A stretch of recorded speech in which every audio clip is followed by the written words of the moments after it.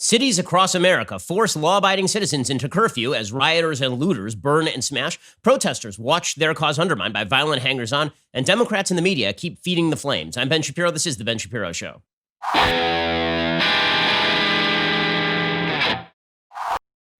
This show is sponsored by ExpressVPN. Don't like the government spying on you? Well, visit expressvpn.com/Ben to stay anonymous. So, I leave for 3 days and you burn down the country. That's how this works.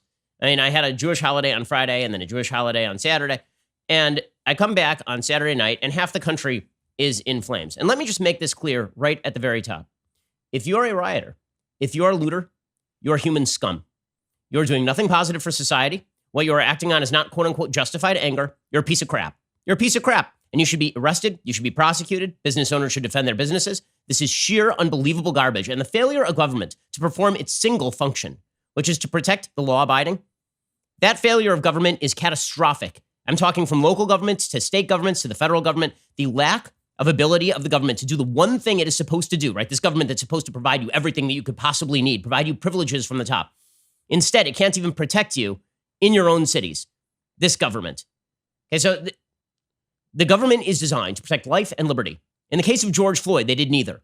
And then they allowed rioters to run roughshod throughout the country. We had most every major American city last night under curfew. LA County, which is 10 million people, went into curfew yesterday at 6 o'clock p.m. Santa Monica went into curfew at 4 o'clock p.m. This is not a free country. So I have some good news. Here's the good news. Apparently, COVID-19 is over. Apparently, it's over. Because what I saw over the weekend and Saturday night and Sunday, what I saw was tens of thousands of people in the streets and nobody giving a good gosh darn. Because bottom line is they were doing something that the media agreed with. And so there are three things that we need to talk about today. One is the legitimate cause of fighting police brutality. The second is the illegitimate argument that America is endemically racist, systematically racist, racist at every level, and that America must apologize for its very being, that America must be remade from bottom to top and top to bottom. And then there is the third argument that some are making, which is that people who riot and loot are somehow an outgrowth of justified anger. That somehow going and smashing a store window makes you some sort of hero in this society. It's bullshit. It's bullshit. If you are a rioter, if you're a looter, you ought to be captured, you ought to be arrested, you ought to be prosecuted. This is not the behavior of a civilized country. It is not. And don't tell me that the behavior of the police officer in George Floyd's situation was uncivilized. I agree. We all agree. We're all on the same page. That guy's in jail. He's going to remain in jail. He should be in jail. The only question is on what charge? What does the evidence support? No one disagrees on this. And if you say people weren't acting in civilized fashion with Ahmaud Arbery, I agree. Those guys are in jail. They belong in jail. Everyone agrees on this. But using this as an excuse to destroy the Lincoln Memorial, to go and tag the World War II Memorial, to beat business owners outside their business, and to do it on the basis of race. Have you seen some of the signs that have been put up in these cities? People attempting to put up Black Lives Matter signs in their windows to dissuade rioters from breaking their windows. I don't think most of this is Black Lives Matter, by the way. I think Black Lives Matter is a cause with which some of its points I disagree. I think that they make an overwrought case as to the nature of America itself, which is the second argument we're going to talk about today. But the people who are mostly smashing windows are folks from Antifa and people who are vile hangers-on who are attempting to grab a TV. Okay, you're not honoring George Floyd's memory or doing anything good for America or fighting police brutality by stealing a TV. You're just a piece of shit. Okay, if you are stealing a TV, you are on the back of the killing of an innocent black man. You're a bad person, red, white, or green. This is insane. And for all the people in the media who are saying, well, you can't pay attention to this. You're paying attention to this. You're not paying attention to all the other bad stuff that's happening in the country. I can walk and chew gum at the same time. Not only that, we spent an entire episode on Ahmaud Arbery. We spent entire episodes talking about George Floyd. Everyone, again, agrees on this stuff. The attempt to polarize America around the question of whether rioting and looting is a justified uprising. I'm seeing language of uprising. That's not an uprising. That's not an uprising. What are you rising up against? Target? Is Target the great oppressor? And yes, I'm angry because you've shut millions of Americans in their homes. Tens of millions of Americans you have shut in their homes. Law-abiding Americans. And you're burning down businesses. And you're breaking store windows. And you're hurting people who are disproportionately minority, by the way. You're really hitting shops in most of these cities that are owned by black people. owned by Hispanic people, owned by Asian people. And somehow this is being treated by celebrities as justified. Okay, so we're going to get to the news in just one second, but I just thought that I'd put that up front, that if you're defending this behavior, you are part of the problem. And I think there are some Democrats today, thank God, who are coming out and not defending this. I think that there are a lot of black leaders who are coming out today and not defending this, nor should they defend this, because no leader of any race should defend any of this, because this isn't a black-white issue. This is not a race issue. Looting is not a race issue, and police brutality should not be a race issue. It's just a human decency issue.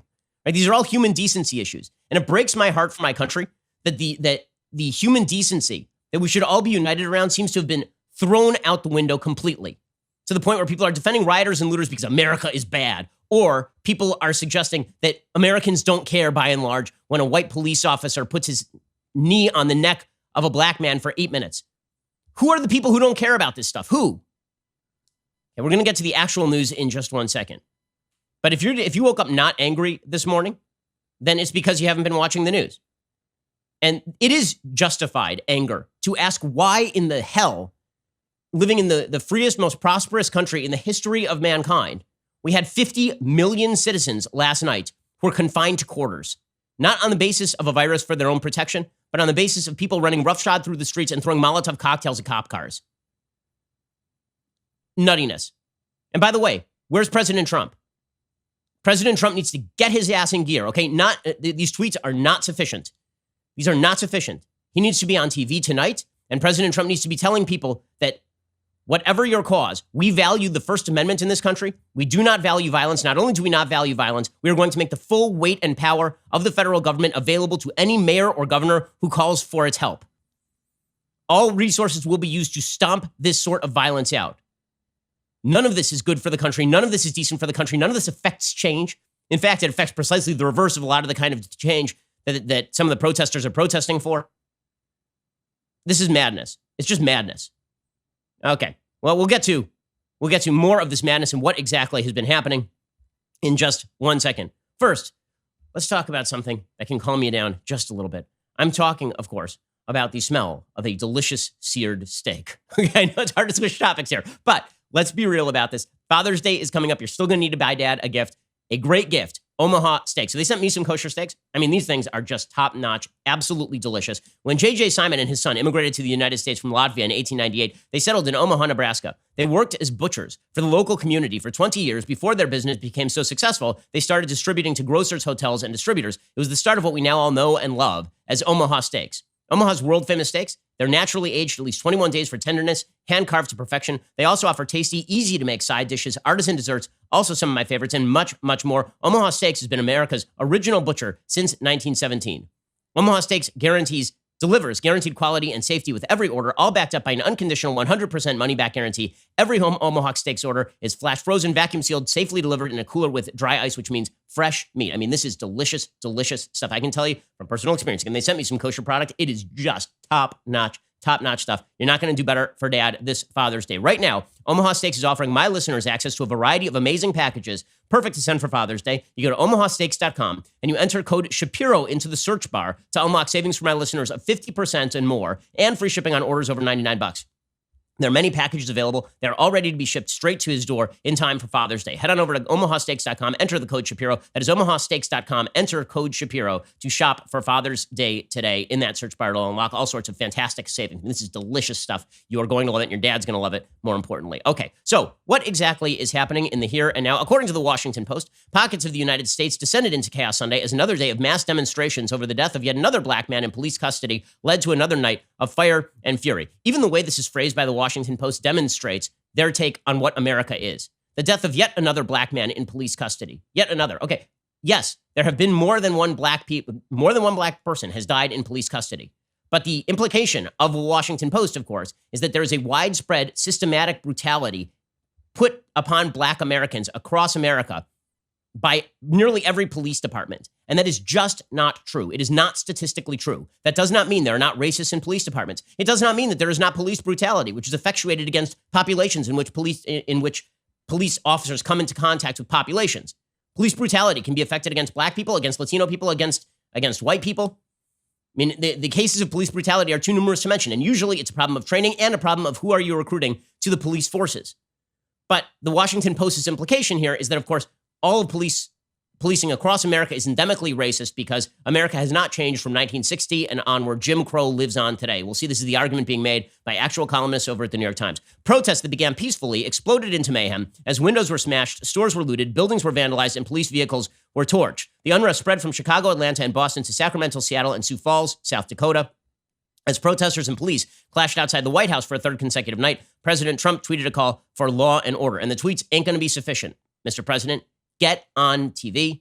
Tell America what you are going to do to stop this violence. Tell America what you are going to do to reestablish some semblance of civilization, because this is madness.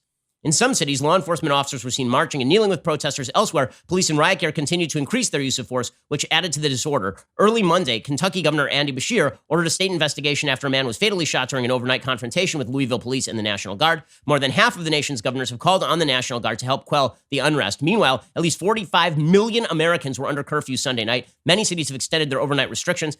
By the way, I will point out here that the lockdowns from COVID-19 have absolutely not helped the situation here. When you put 40 million Americans out of work, and most of them are disproportionately young, and they have nothing to do on a Sunday afternoon or a Saturday night or a Friday, you're going to get much larger protests.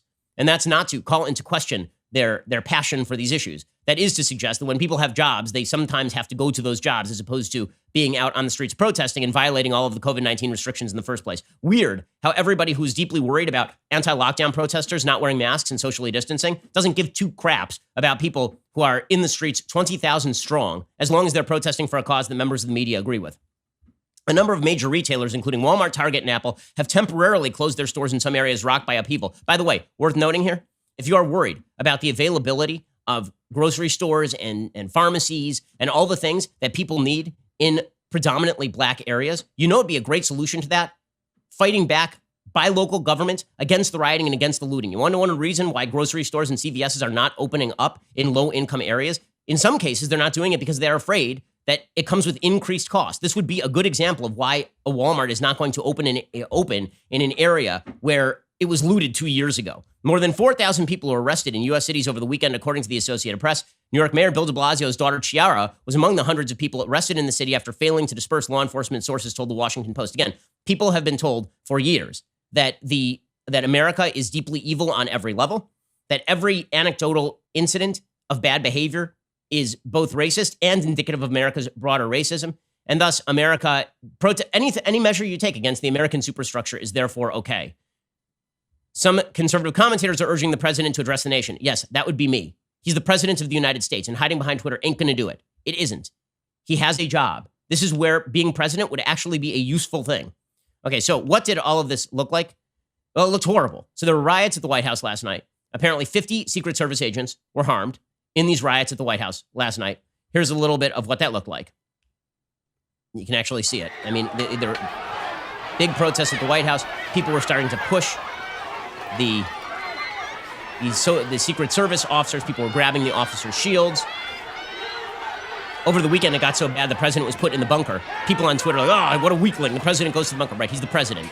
It's literally the job of Secret Service to keep him safe. I have a question. What does President Trump have to do with a Minneapolis police officer putting his knee on the neck of a black suspect in a Democratic city that has been ruled by Democrats for 50 years?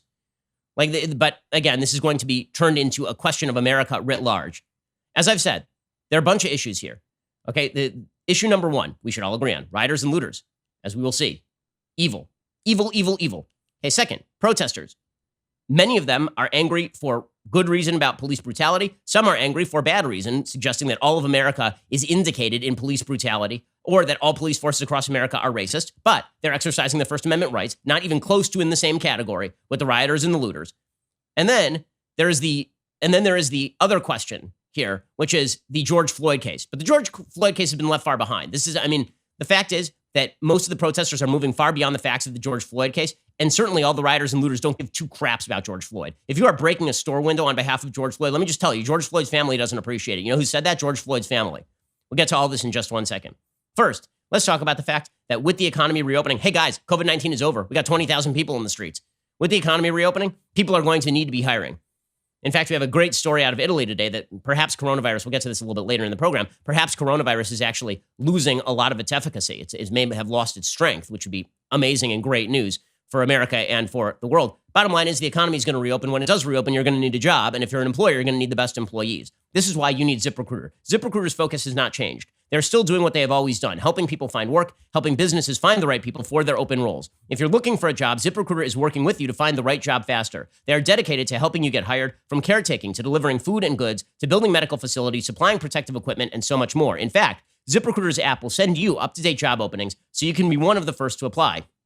If you're actively hiring, ZipRecruiter will invite candidates to apply to your most urgent roles, making it faster and easier to reach the people you need. By connecting people who need jobs and companies that need people, ZipRecruiter is working with all of us so we can keep moving forward. This is deeply important in a time as volatile and disturbing as this. We need to get people back to work. We need them at work now, and we need employers able to find the best employees, and we need you to be able to find the job that you want. This is why you need ZipRecruiter. Go check them out at ZipRecruiter.com/worktogether. Again, that's ZipRecruiter.com/worktogether, ZipRecruiter.com/worktogether. Okay, so over the weekend, the Minneapolis government, you want to talk about failures of government? The Minneapolis mayor withdrew the police from a precinct, withdrew them. And protesters, rioters, okay, I'm going to make a real hard distinction here. Rioters promptly burned the place to the ground. They promptly set it on fire and burned it. Here's a little bit of the news coverage. This is the look from above and on the ground of the police station burning overnight out of control. This was the very police precinct where the 4 officers involved in the death of 46-year-old George Floyd worked. Look at overnight there. Protesters set off fireworks outside. Rioters even got inside the police station. All staff had been evacuated earlier as the protests began. Okay, meanwhile, police cars were being burned across the country. They were burned in Los Angeles. They were burned in Cleveland. They were burned in Columbia. People just setting police cars on fire as though this is somehow normal. This is not normal. These are images from a third world country. These are not images typically from the United States, at least not since 1968. The last time I saw anything like this, I was 8 years old, and it was the Los Angeles riots. This is full-scale insanity. Here's some of that footage. Now I think one of the cars is burning in the background as they're really becoming aggressive and moving people back. And Paul, we see a lot fire of smoke here. Yeah, there we can see in an aerial shot. Is that the police have been told that they are supposed to allow people to do this. That is how this happens. The police have been told by the mayor that they are supposed to allow people to do this. In the middle of Los Angeles. I mean, this is downtown LA, and you're seeing cars burning on the sidewalk. Police cars being set on fire. Okay, this is a failure of local governance on the highest level. On the highest level. And no, you're not a damned hero if you set a police car on fire. You know what you're going to need? It turns out, most people, they need the police. You know who's calling the police when a crime gets committed? Everyone. Black, white, and green. You're all calling the police. Okay, Targets were being burned across the country. Targets were being attacked across the country. People were breaking into Target and breaking open the ATM. Well, that ATM ain't going to be involved in systematic racism anymore. Good job, everybody. You solved racism. You broke into an ATM. You looted the bras off the store shelves at Target. Well done, everyone. Wow. Fighting the power. You fought the power. I have a feeling this has nothing to do with George Floyd. Nothing. I have a feeling this has nothing to do with police brutality. And you can tell. You see the anarchist symbol on the window there, right? That would be the Antifa. That'd be Antifa putting those up. There are people in the media pretending Antifa doesn't exist. They absolutely exist. Just because they're not top-down coordinated does not mean they don't exist. But here are people, got to grab a pair of gym shoes for George Floyd, guys. Really, really important stuff. You want to talk about undermining the cause of fighting police brutality? This would be the one. This would be the one. Target has to be taken down. Meanwhile, you had protesters chanting "Eat the Rich" as they were trying to loot Rodeo Drive yesterday. Wow, you're making America a better place, one smashed window at a time. Clearly, you've made your voices heard. Good job, guys. You're protesters screaming "Eat the Rich" on Rodeo Drive. Eat the rich! Eat the rich! By the way, disproportionately white crowd here screaming "Eat the Rich." What the hell? What the hell does Rodeo Drive have to do with George Floyd? Is there a police station there? Like, what the hell do nice shops have to do with George Floyd?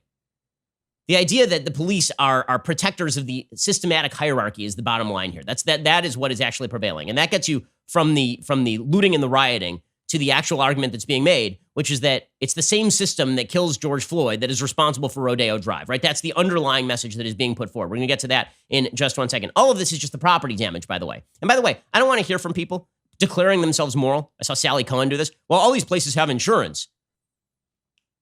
Okay, really? Last I checked, stealing people's stuff is evil. Theft is evil. Breaking into someone's store is evil. And the fact that there's an insurance company that they pay money out of their own pocket to insure against this sort of stuff does not alleviate the evil. And there was looting over at the Grove last night. The Grove is a very nice sort of a public-private project in the middle of Los Angeles in the Fairfax district. People burned down the police. They have like a tiny little police hut there, basically. They broke into the Apple store. They broke into the Nordstrom over there. All this for George Floyd. Well done, everyone. Just really well done. Again, I keep saying it over and over, but if you're the protesters and you're not pissed at the rioters today, you're doing this wrong. Because guess who's losing sympathy for the protests? Everybody who's watching the rioting and watching the two conflated. The smart protesters know this, by the way. Here was some looting at the Grove yesterday.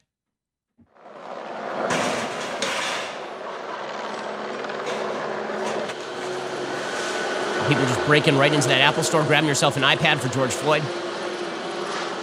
Really important stuff. Stealing an iPhone for George Floyd. Everybody just having themselves a grand old time. Stealing stuff from Nordstrom's.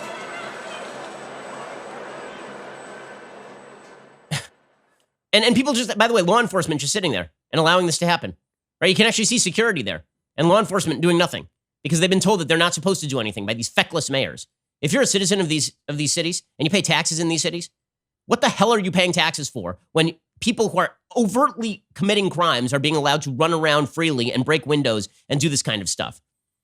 Historic buildings. Somebody attempted to burn down St. John's Church at Lafayette Square in Washington, D.C. last night. That is a church where Abraham Lincoln prayed. And these are not images from the United States. They are not. This is insane. John's Church is on fire. The parish office, we went downstairs and it is on fire. I'm going to walk this way. And this is awful. We saw graffiti. Once the door was broken, we saw something similar happen earlier. And as you can see, there's definitely a fire here. This is the parish office. Here, come on back. Come on back.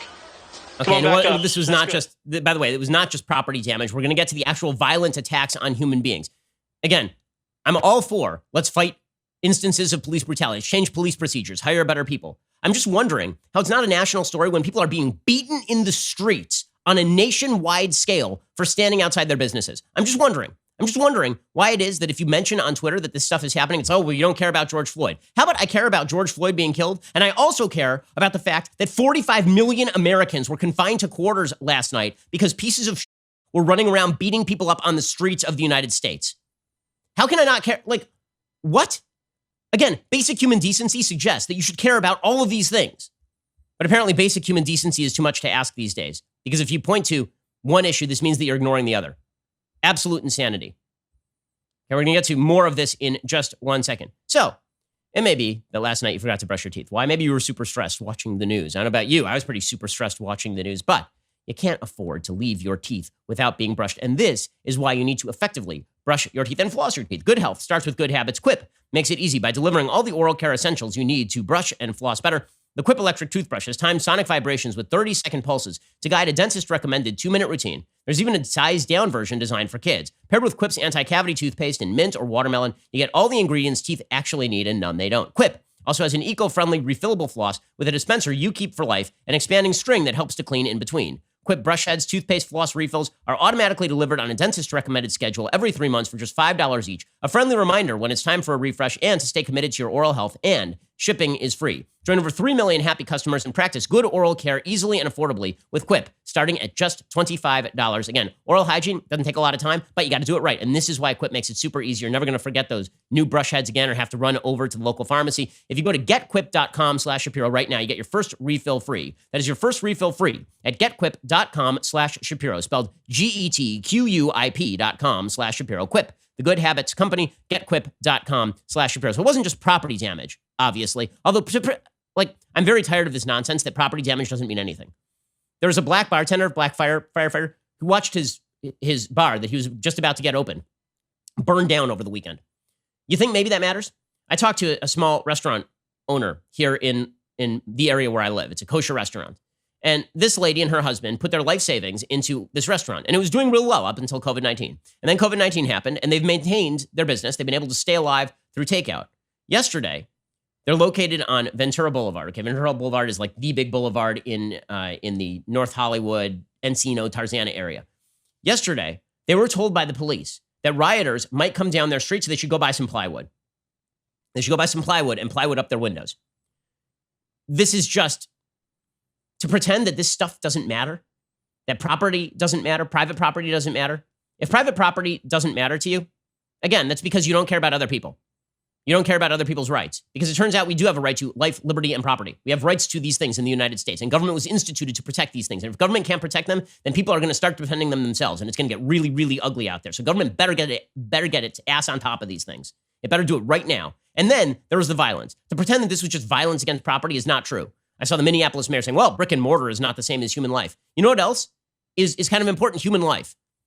Okay, in Rochester, New York, thugs attacked a business owner in Rochester, New York. And there's no other word for it. That is not a racially tinged term. If you hit an elderly woman, you're a thug. I don't care what race you are. Okay, there's an elderly woman standing outside her business. People were yelling at her.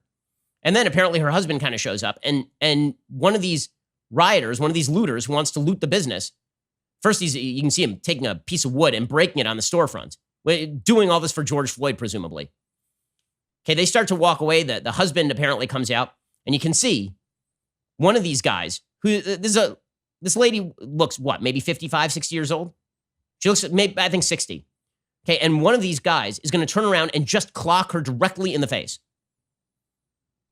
Okay? Disgusting. Disgusting. These guys should go to jail for life. I mean, that's just like, they should go to jail.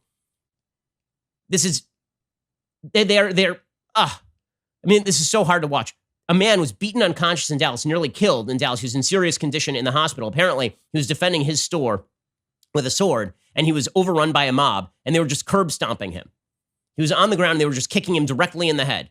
A full crowd of people. Does that have anything to do with the cause? Or are these just people who are pieces of shit? Okay, again, there's another guy who's brutalized. These people are no less pieces of shit than the officer who puts his knee on the neck of a man and keeps it there for 8 minutes. It's the same sort of activity. Here's a man yesterday. He was apparently trying to defend an American flag. He was chased down. He was punched in the back of the head. And now he's being kicked. By the way, these are white guys who are doing this. Literally kicked in the face. So they're presumably some Antifa members kicking this guy in the face as he is down. The NYPD over the weekend was being hit with Molotov cocktails. And then when they are having bricks and rocks and bottles filled with, apparently it came out today that members of Antifa have been stashing bottles filled with gasoline around the cities. That is not something that the protesters are doing. Notice, I'm making a hard distinction between the protesters and the rioters and looters. They are not the same group of people. But the media are fully conflating the two in order to justify the rioting and the looting. And they're doing no service to the actual cause that people are marching for, whatever disagreements I may have with some of the implications of that cause. Okay, so the NYPD was hit with Molotov cocktails. Last night, there was a black federal officer who was killed in Oakland. So how is that useful? There's a man who was wearing a red hat, and people, apparently, this is in South Carolina, apparently people thought that he was some sort of Trump supporter, which, again, it's not illegal to be a Trump supporter in South Carolina or anywhere else in the United States. And a crowd starts running after him and just beats the living hell out of him. I mean, this is just, it's beyond belief. It's beyond belief. And of course, this is ending with situations of violence. People attempting to obstruct cars and trying to rob cars, and then people in the car scared and doing something.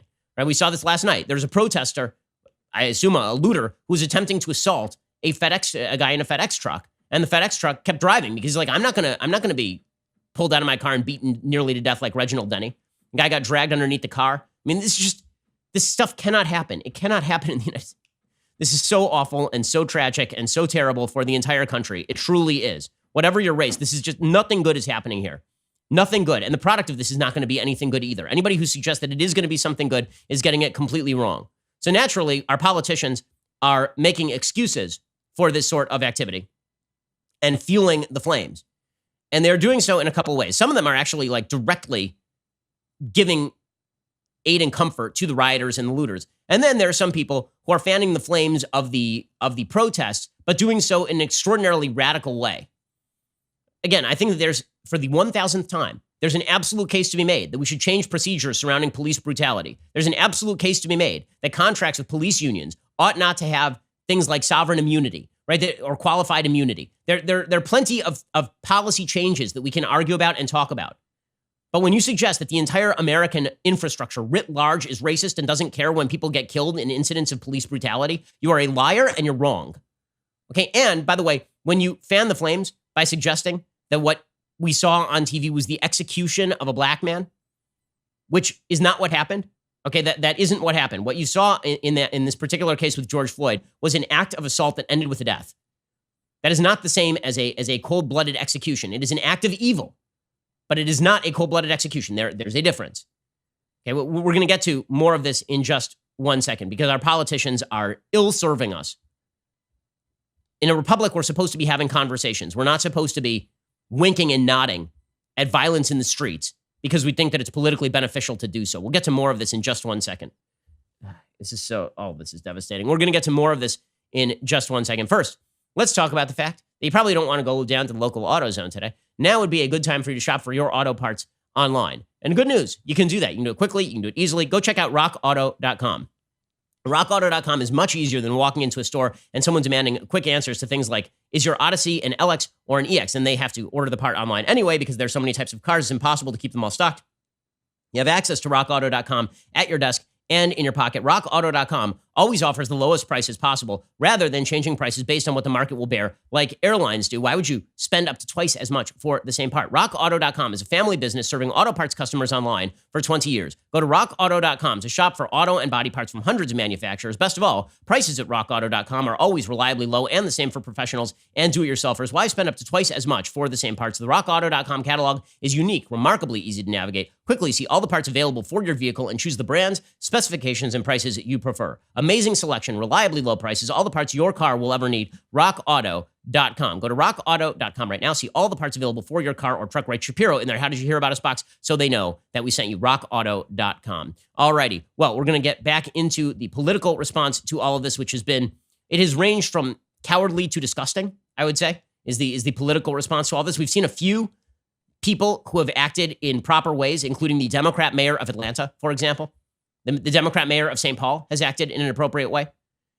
And then we have seen our politicians and our media and our celebrities acting like absolute garbage because everybody who's decent is, again, on the same side of this. Officers who put a knee on the neck of a person who's saying he can't breathe and keep it there for 8 minutes. Those people are pieces of people who break windows and loot in response to that are pieces of They're not equivalently pieces of people who go and beat the hell out of business owners are pieces of, like, I haven't cursed this much on a podcast ever, but my country also has not been on fire. In a time when we should all be unified against acts of evil. It is an act of evil to put your knee on the neck of a man, white, black, or green, as he says, I can't breathe, for 8 minutes long. It is an act of evil to go burn down a store that someone put their life savings into. It is an act of evil to beat the hell out of somebody who's attempting to defend their business. It is an act of evil to throw Molotov cocktails at cop cars. These are acts of evil. If we can't all agree on this, we don't have a country. If you disagree on any of these things, then we can't have a country. And yet what we are seeing from our politicians is a willingness to wink and nod at some of this activity in the name of political gain. And that is horrific. Horrific. And particularly in the name of a political narrative that is supposed to suggest that all of America can't agree on these things. Because here's the thing.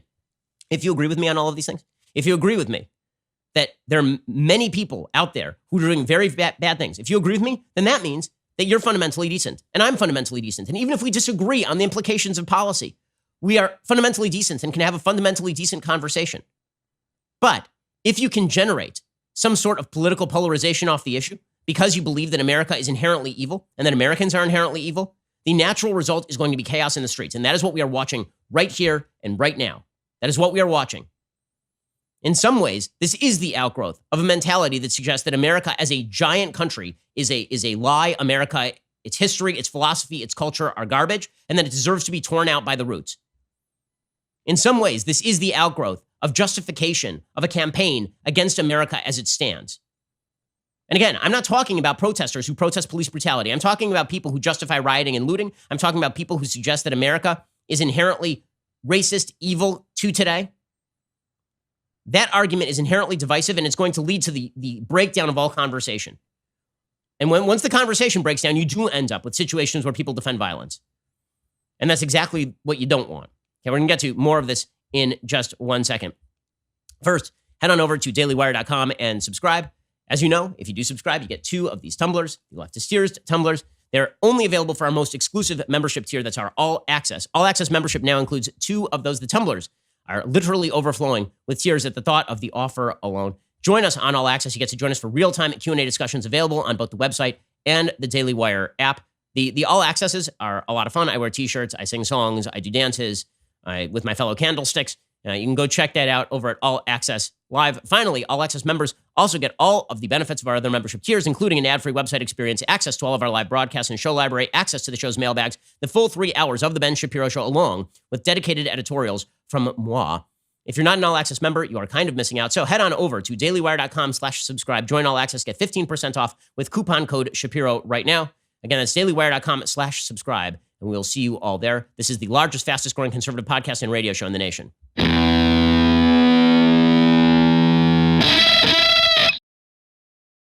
So you've seen our media, our celebrities, our politicians who are basically winking and nodding at this sort of evil. Our celebrities are, of course, the morons, right? If you're in the media or if you're a politician, you at least have the sort of wherewithal to understand what you are doing and then couch your terms. If you're a celebrity, apparently you're just a complete damned moron. So celebrities were donating bail for protesters over the weekend. They were donating bail for, and by the way, not protesters, rioters over the weekend. So Chrissy Teigen, Seth Rogen, Steve Carell were donating money to bail out people arrested in the nationwide protests. By the way, there were hundreds of thousands of people protesting over the weekend. The people who were arrested were by and large committing crimes. That's why they were there. Teigen said she decided to make a $100,000 donation after President Trump declared Saturday night was MAGA night at the White House. She said, in celebration of whatever the F MAGA night is, I'm committed to donating $100,000 to the bailout of protesters across the country. And then that was matched by a bunch of other liberal celebrities, people like Jamila Jamil. She put in $1,000, of course, not $100,000. And then we saw Seth Rogen saying he had matched a contribution. And James Blake and Janelle Monáe and Yara Shahida. Rapper No Name said she had donated $1,000 to this. Patton Oswalt donated to it. Padma Lakshmi did this. So we're now bailing out people who committed crimes. Really well done, everybody. Just well done stuff. Genius stuff. Unbelievable. Okay, meanwhile, you had Cardi B, who was tweeting out that looting was okay. Because after all, what other outlet do people have but to steal shoes from a shoe locker? From a Foot Locker? She tweeted out, they looting in Minnesota, and as much as I don't like this type of violence, it is what it is. Too much peaceful marches, too much trending hashtags, no solutions. The people are left with no choice. Well, it seems like there were a lot of people who were protesting who did not decide that they were going to steal a pair of shoes in order to protest at the death of George Floyd. It seems like there were hundreds of thousands of them in the streets, actually, Cardi B. But Cardi B may not know the difference between criminality and non-criminality, considering she used to brag about the fact that she lured men back to her hotel room and then drugged them and stole their crap. So this is insanity. I will say some of the celebrities are just hilarious. I mean, like hilariously stupid. Madonna put out a video of her son, David, her adopted son, David, who is black, dancing to Michael Jackson movie. Racism solved, Madonna. Problem solved. There was this video. Even the left was owning Madonna over this one. Even they were like, really, lady? What?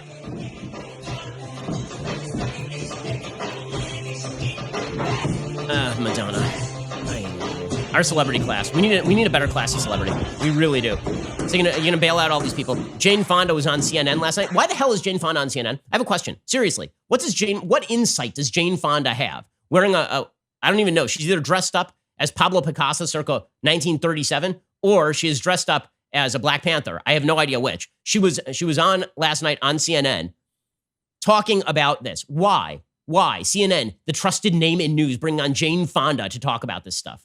There have been several articles talking about how in Los Angeles this is taking people back to 1992 or 3, when there was rioting after film of police beating Rodney King became public, and then the officers were never held accountable. And This is different.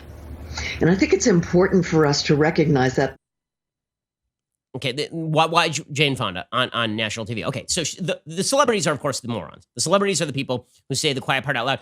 It ended with some fairly ironic stuff last night because there was one sports writer, I think it was an NBA writer, who had written that, looting and rioting, that's just the natural consequence of a racist country. And then the looters and rioters came to his neighborhood and started trying to break in to the gated neighborhood where he lives. And he's like, where are the police? Like, okay, you can't have it both ways. Members of the media, though, were doing the yeoman's work of trying to connect the rioting and the looting to the protests. And this is complicity in violence, trying to connect people who are committing heinous acts of violence and evil with people who are protesting. It's not helping the protesters, and it is making excuses for people who are doing evil things. It's truly incredible. Lester Holt did this, and honestly, I expected more of Lester Holt. He did a whole bit last night in which he suggested that people looting and rioting were involved in a primal scream of pain. Well, the expressions I saw on some of the faces when people were stealing TVs was not primal scream of pain. There were people who are expressing pain in these protests, but the conflation between that and burning cop cars is not clear to me. Here was Lester Holt last night. Pick your emotion. Chances are it was represented in these jumbled images from America's streets. Rage, hate, disappointment, emptiness, hopelessness, and so much fear. It's hard to comprehend that this was about a singular event, no matter how horrific. This explosion of raw passion seeming to come from a place far deeper, a primal scream from a country that may just be fed up. Okay, so again, the attempt to conflate all of these activities is really a disservice to the protesters, but it's a disservice to America too, because the underlying argument that Lester Holt is making here is the same as the rest of the media today, which is that the riots and the looting and the protests are all coming from the same place, and that is people are fed up with America as it stands. America is innately evil, and America, if people get mad and people tear things down, well, that's just the way things go. Spike Lee basically made this explicit in an interview with Don Lemon last night. Again, I don't know why Spike Lee is on TV talking about this stuff. He's a film director. I'm not sure what his level of expertise in any of this is. So here was Spike Lee with Don Lemon last night, basically excusing rioting and looting. Can I just read something from someone who I highly respect?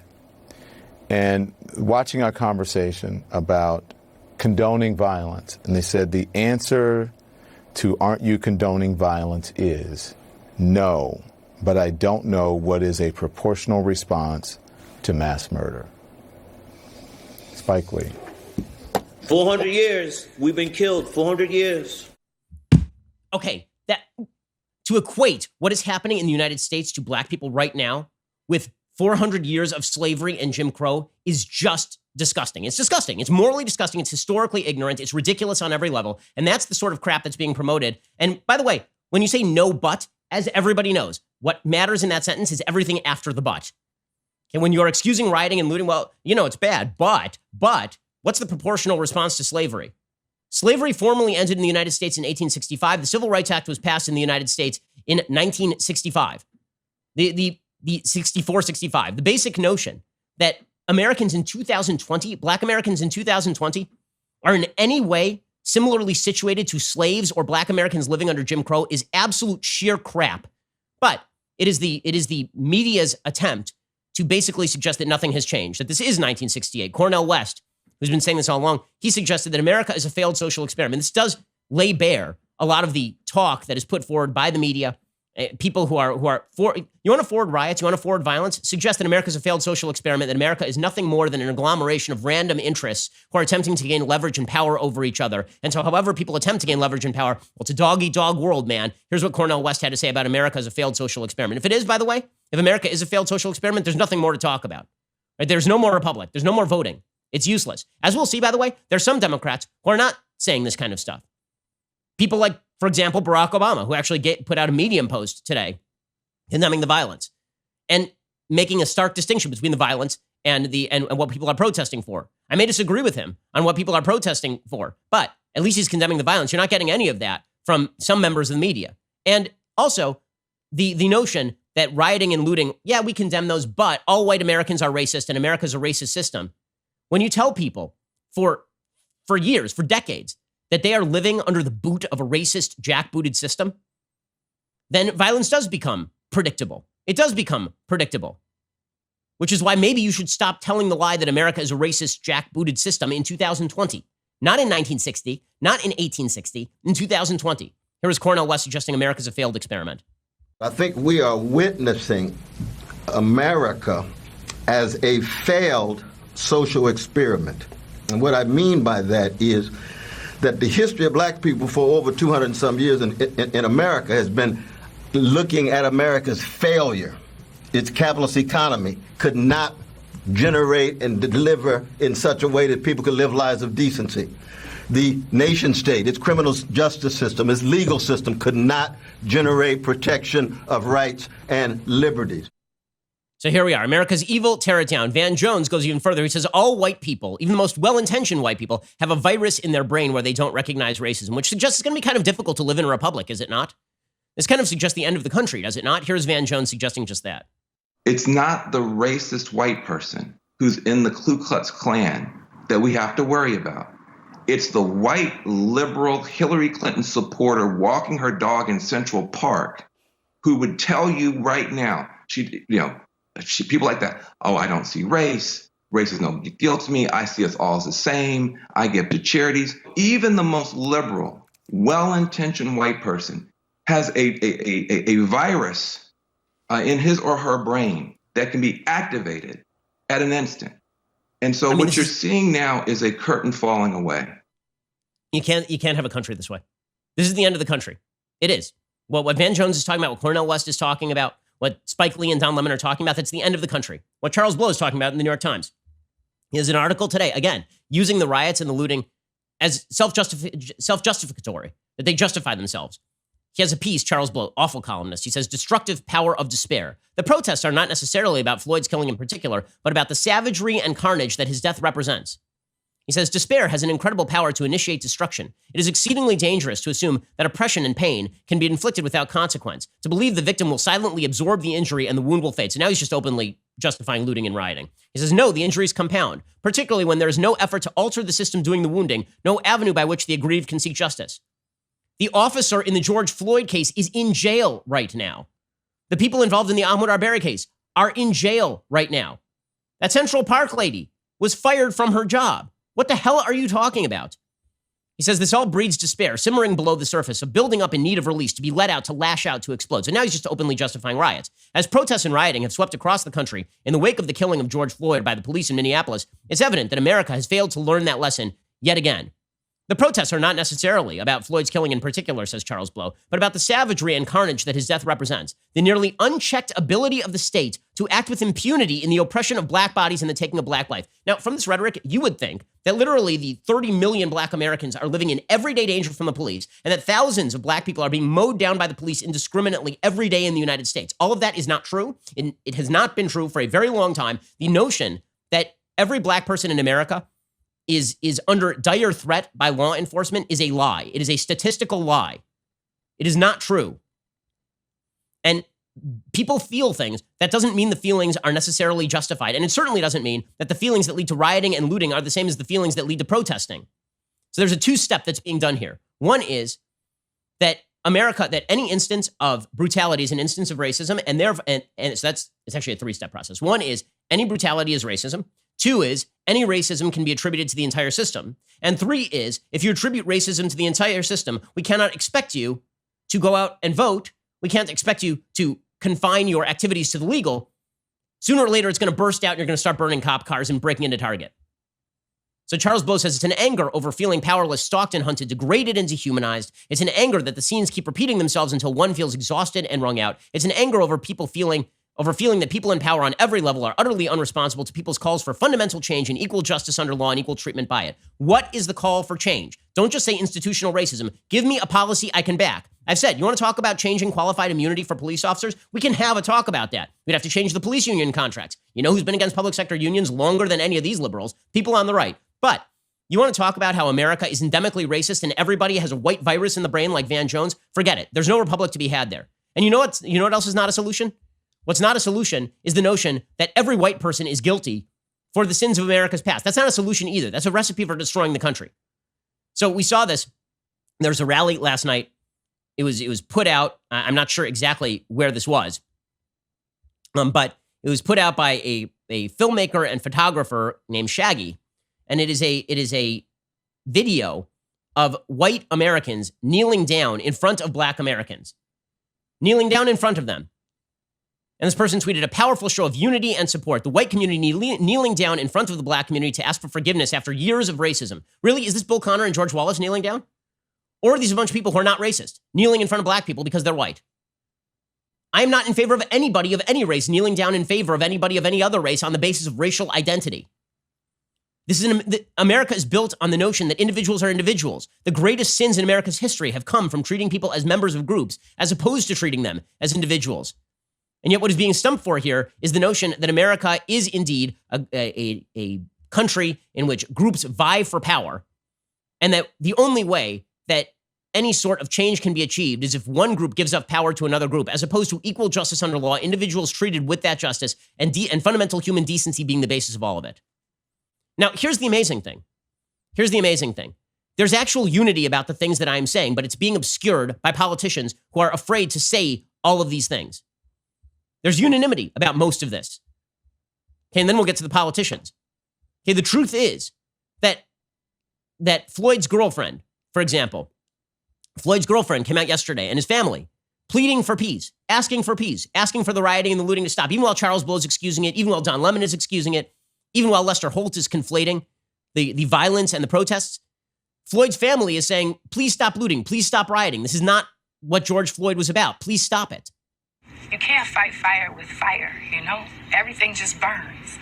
And I've seen it all day today. People hate. They're hating. They're mad. And he would not want that. He wouldn't. He would give grace. He would. I stand on that today he would still give grace to those people. Okay, and you've seen this from police officers, too, who are going out of their way. Police officers in areas across the country are going out of their way to demonstrate. No one... You know who got hurt by police brutality? You know who gets hurt by police brutality among various other targets, aside from people who are actually hurt directly by police brutality? The good cops who are lumped in with bad cops are hurt by police brutality too. I've talked to enough cops across the country to know. I can't find a single cop who will defend anything that happened in that video of George Floyd. Really, those police officers were fired and one's in jail. Bellevue PD, right, over in Seattle, sat and talked with the protesters. Police want to work with communities. This is what they do every single day. To treat them all in lump, like the media is, as just the arms keepers for a racist society is disgusting and unjustified. Here's a Bellevue PD over in Seattle talking with protesters yesterday. The officers that were involved need to go to prison. Yes. For justice for George Floyd and the entire African American community. Yes. We're with you. Yes. We are with you. We are not against you. I'm telling you, the vast majority of law enforcement, and I can tell you 100% here in Bellevue, when we saw it, we condemned the behavior. We make sure that is never going to happen here. We embrace all of you. God bless you. How are we doing it? Yes. How? Training. Let me tell you. Let him talk.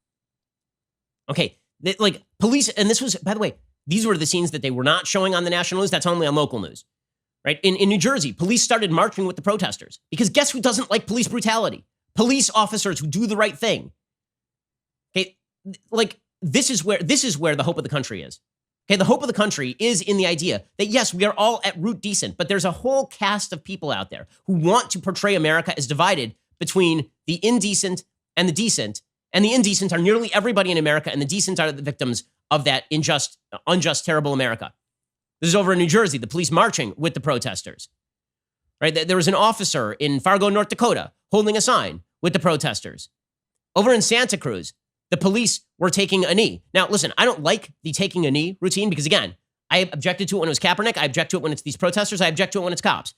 Okay, taking a knee suggests that all of America is indicated in this situation. I do not think that is true. And I think that if you took a poll of Americans, 99.999% of them want this officer in prison, including 99.999% of cops. By the way, people in the black community are not in favor of the rioting and the looting. Only people in the media who get to sit in their cushy mansions are in favor of the rioting and the looting. Most members of the black community are not in favor of this rioting and looting. The Atlanta mayor, right, who is black, said yesterday to the rioters, go home. You're not doing any good for the country. You're not doing any good for any cause here. You're not doing any good for anything. This city that has had a legacy of black mayors and black police chiefs and people who care about this city, where more than 50% of the business owners in Metro Atlanta are minority business owners. If you care about this city, then go home and pray that somebody like Reverend Beasley will come and talk to you and give you some instructions on what a protest should look like and how you effectuate change in America. Good for her. That's Keisha Lance Bottoms, the Atlanta mayor. The St. Paul mayor, who also is black, he said people who burn businesses are not driven by love of community. Right? These are local leaders who understand that this is not the right thing to do. Now, we're going to contrast some of this leadership with the leadership that you've seen from white mayors of major cities like Los Angeles and New York, which is absolutely cowardly and pusillanimous. Here's the St. Paul mayor saying people who burn businesses aren't driven by love of community or by any cause. They're doing this because they are bad people. What we know is there's some people in our community, there's some people in our streets who are driven there by a passion for our community, by a love for our community, and by a deep desire to never see the painful loss of life, like the video of the killing of George Floyd that we all saw this week. And then there's folks in our streets who are there to burn down our black-owned barbershops, to burn down our family-owned businesses, our immigrant-owned restaurants. And it is very clear to me that those people are not driven by a love for our community. And there's no way you can argue that those actions are designed to produce a better future for our community. Quite the opposite. This is exactly right. Why were Democrats? By the way, virtually all of this is happening in Democrat-run major cities. Virtually all of it is happening in Democrat-run major cities. And if you're a decent mayor, you understand that law-abiding citizens in your city, black, white, green, brown, Democrat, Republican, need to be protected from people who are committing acts of violence. And you are doing no favors to anybody by allowing this to go on. But that's not what you have seen from Democratic politicians who are so interested in the intersectional gain to be made by basically kowtowing to all of this that they're not willing to say anything remotely true. It's pretty amazing. Joe Biden took 48 hours to condemn the violence. He put out a statement early on Sunday morning, very, very carefully worded statement, saying, these last few days have laid bare that we are a nation furious at injustice. Every person of conscience can understand the rawness of the trauma people of color experience in this country, from the daily indignities to the extreme violence like the horrific killing of George Floyd. Now, once again, this is underscoring the sort of CNN, Charles Blow dynamic. America's a deeply racist, evil country. Okay, and at the same time, we all condemn it. So, which is it? Are Americans angry at racism, or are Americans complicit in racism? Joe Biden can't make up his mind. He says protesting such brutality is right and necessary. It's an utterly American response. Burning down communities and needless destruction is not. Violence that endangers lives is not. Violence that guts and shutters businesses that serve the community is not. The act of protesting should never be allowed to overshadow the reason we protest. It should not drive people away from the just cause that protest is meant to advance. Okay, and then he just goes on in this vein. It took him 48 hours to do that. 48 hours to give that sort of mild condemnation. And then, by the way, this you want to benefit Trump. This will benefit Trump pretty strongly. Campaign staffers for Biden were donating to a group in Minnesota, bailing out people who are violating the law. Andrew Bates, a Biden campaign spokesperson, told the news service that Biden opposes the institution of cash bail as a modern-day debtor's prison. So they're bailing out all of these people who had committed crimes. This is what you're seeing from Democratic politicians. You're seeing it from some Democratic administrators in various cities. The Raleigh, North Carolina Police Department head said, we're not even going to defend property. We're just going to allow people to go and burn the property. This is very reminiscent of the riots in Baltimore back in 2014, when the mayor said that they were going to give the protesters and rioters and looters space to burn. Okay, so meanwhile, Bill de Blasio, the mayor of New York, again, he doesn't have the balls to say what the mayor of Atlanta or the mayor of St. Paul said. So instead, he says, I'm the problem. Bill de Blasio is the problem. I acknowledge my white privilege. Okay, as opposed to, this is a major American city, and we will not allow lawlessness to prevail. And we are working hard every day to stop police brutality and make sure that the law is enforced. Instead, we get Bill de Blasio saying, I am white privilege, and I understand my own privilege. How is this helpful in any way? The answer is it's not. It's just part of the program to delegitimize the country as a whole.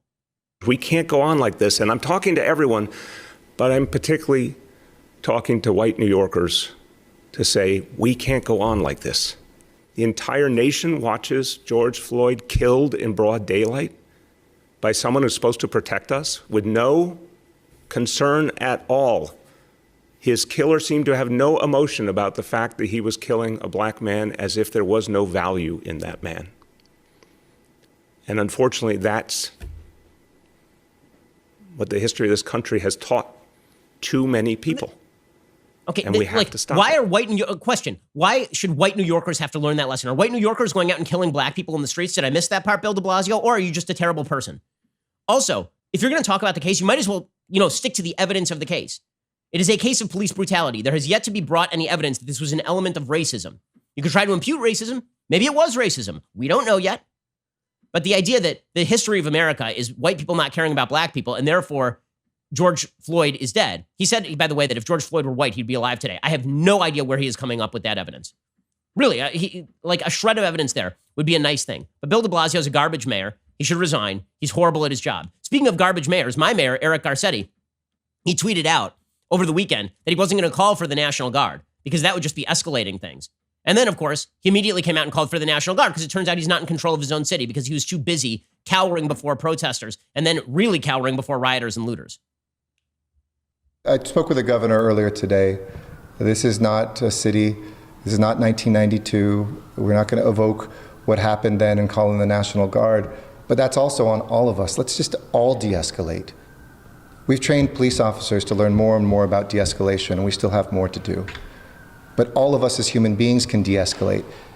You can escalate without a weapon. You can provoke without a baton. So let us all de-escalate, and no, I do not anticipate in any way needing to call in a National Guard. We got this, Los Angeles. Let's show our better angels. Yeah, and then 5 hours later, he was calling in the National Guard. He literally said, hours later, the California National Guard is being deployed to Los Angeles overnight to support our local response to maintain peace and safety on the streets of our city. Yeah, it turns out that basically preparing to take it from rioters and looters and begging them to show the better angels of their nature is not a particularly productive move. It's amazing. It's amazing, amazing stuff. Our politicians are so cowardly. And speaking of cowardly, our corporations are similarly cowardly. So corporations have been putting out statements to try and demonstrate that they are on board with the social justice arguments that America is deeply racist and terrible. The idea being, of course, that if they virtue signal that America is deeply racist and terrible, then maybe they'll be left alone.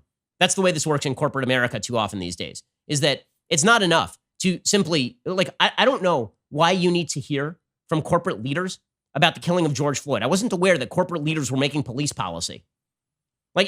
If you want to on your individual capacity, that's fine. But seriously, I don't really care about Target's policy on anything. Target is a store where I buy things. When did it become the idea that Target is supposed to issue a corporate statement on every element of politics? They're allowed to. I'm just pointing out the fact that it is a very odd thing that so many members of these various institutions now feel the need to virtue signal so that they will, not be targeted, not be boycotted? And that's the idea here. So you had, for example, Peloton put out a letter suggesting that they are standing with Black Lives Matter, the whitest company on earth, standing with Black Lives Matter. And they talked about donating $500,000 to the NAACP Legal Defense and Educational Fund. So basically, don't yell at us. We're a corporation. Don't break our windows over this thing. Now, what does Peloton have to do with any of this? The answer is nothing. Was George Floyd killed with a Peloton? He was not. Did Peloton have anything to do with this? The answer is no. If the CEO wants to march, he should go march. If the individuals want to go march, they should go march. But the fact that every corporation now feels the need to write emails to the entire public at large, signaling their politics on questions as to whether America is endemically racist, the pressure tactics that are being brought to bear on corporations and the willingness of corporations to go along with it, it's pretty incredible. It's pretty incredible. Okay. Meanwhile, President Trump is involved here, but he's only involved apparently kind of tangentially. The president of the United States does not seem to be supremely involved in all this. Politicians want to blame him for all of this, obviously. This is what you've seen from politicians. So the Attorney General pointed out that there were some Antifa-like tactics here, that Antifa is involved here. Media immediately came out to defend Antifa and pretend that Antifa is not a group that exists. Here is the Department of Justice head explaining that we are seeing some organized terror-like activities here. In many places, it appears the violence is planned, organized, and driven by anarchic and left extremist groups, far left extremist groups, using Antifa-like tactics, many of whom travel from outside the state to promote the violence. Okay. Meanwhile, the president was tweeting out about all of this, and he's just basically been on Twitter. He gave a speech on Saturday in which he said he stands against violence and mayhem, but mostly he's been on Twitter. So he tweeted out, here was a little bit of his speech talking about violence and mayhem. Every citizen in every community has the right to be safe in their workplace, safe in their homes, and safe in our city streets. This is the sacred right of all Americans that I am totally determined to defend and will defend. My administration will always stand against violence, mayhem, and disorder. Okay, now that's good. Like that, he should be saying that, and he should be assuring Americans that they're not going to be confined to their homes for the foreseeable future because of ridiculous and cowardly local leadership. But President Trump has basically mostly been on Twitter fulminating about Antifa. And I'm sorry, Twitter is not a substitute for being president. So President Trump tweeted out something along the lines of he said the United States of America will be designating Antifa as a terrorist organization. People cheered. Okay, effectually under American law, you can't do that. There are terror laws. They generally apply to foreign-based terror organizations because you run into serious problems with prosecuting people on First Amendment bases for quote-unquote domestic terrorism other than laws that already exist, like attempt to do damage, attempt to do harm across state lines. He's been tweeting out things like law and order in all capital letters. He's been tweeting out about how crossing state lines to incite violence is a federal crime. Liberal governors and mayors must get much tougher on federal government, or the federal government will step in and do what has to be done. That includes using the unlimited power of our military and many arrests. Thank you. Like, all of this is like, I don't have a problem with anything Trump is tweeting. I'm just wondering, like, he's the president. It would be good for him to do something about this. Like, what actual activity is happening? To get tough Democrat mayors and governors, these people are anarchists. Call in our National Guard now. The world is watching and laughing at you and Sleepy Joe. Is this what America wants? No. Like, okay. Again, he's right, but this is ineffective. This is ineffective. Now, what's hilarious about this is that the ineffective response from Trump, which has been mainly just tweeting stuff, is blamed by the media for all of this. So it's always Trump's fault. It's America's fault. It's Trump's fault. It's never the fault of rioters and looters who want to steal a TV. It's never the fault of people who just want to burn stuff down. It's not Antifa's fault. In fact, Joy Reid on MSNBC was out full-on defending Antifa over the weekend. She tweeted out, "What's weird is that if you spelled out what the acronym for this loose movement called Antifa stands for and rewrite Trump's tweet accordingly, it would read, the United States of America will be designating anti-fascists as a terrorist organization." Okay, if you're stupid enough that you believe Antifa is anti-fascist in actual practice as opposed to just name, it's because you are a complete moron and you were dropped on your head as a baby. It's like believing that the Democratic People's Republic of North Korea is an actual Democratic People's Republic. Just because you call yourself anti-fascist doesn't mean that you are not a fascist. Antifa shuts down free speech. They beat people for wearing the wrong hat. They attempt to shut down. When I spoke in Berkeley, they showed up and they attempted to shut down the speech. Like, this is what Antifa does. Antifa is garbage. And the fact that members of the media are willing to defend them, it just demonstrates where the media's sympathies lie. One MSNBC contributor said, "We are now on the verge of Trump designating his enemies of the state. He's gonna crack down. He's gonna violate their rights."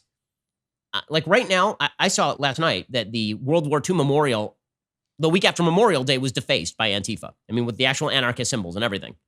And yet we have MSNBC contributors suggesting the problem here is that Trump is being mean to Antifa.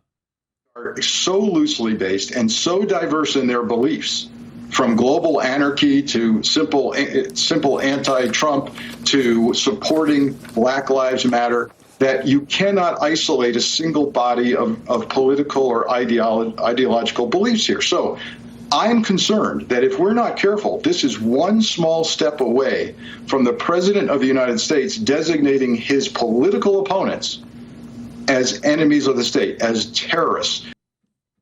Oh, yes, I'm sure that's what's happening here, is that he's just going to lock up everyone he disagrees with, as opposed to, the people who are actually beating heads in and breaking into Target and burning police stations. Meanwhile, Nancy Pelosi is, of course, blaming Trump. What I love is that it's Trump. So Trump's responsible for the rioting and the looting. He's fanning the flames. But if you claim that America is a deeply racist place in which one group of Americans, namely white Americans, have been systemically oppressing Black Americans at the same level for 400 years. That Americans were, like, from 1619 to now, have basically acted the same way toward black Americans. That police officers across the nation are randomly executing black men for no reason at all. That's not fanning the flames. But if Trump says Antifa, that's fanning the flames. Or if Trump tweets something dumb, that's what's really fanning the flames here. It's not the generations-long indoctrination in the idea that America is gravely evil, that America's Constitution is rooted in racism and slavery and evil, that America's Declaration of Independence is a lie. It's not that stuff that's fanning the flames. What's really fanning the flames is that Trump is president, which is weird because I remember race riots in the United States in 2014 when Donald Trump was not president. Here's Nancy Pelosi. The President of the United States should bring dignity to the office that he serves.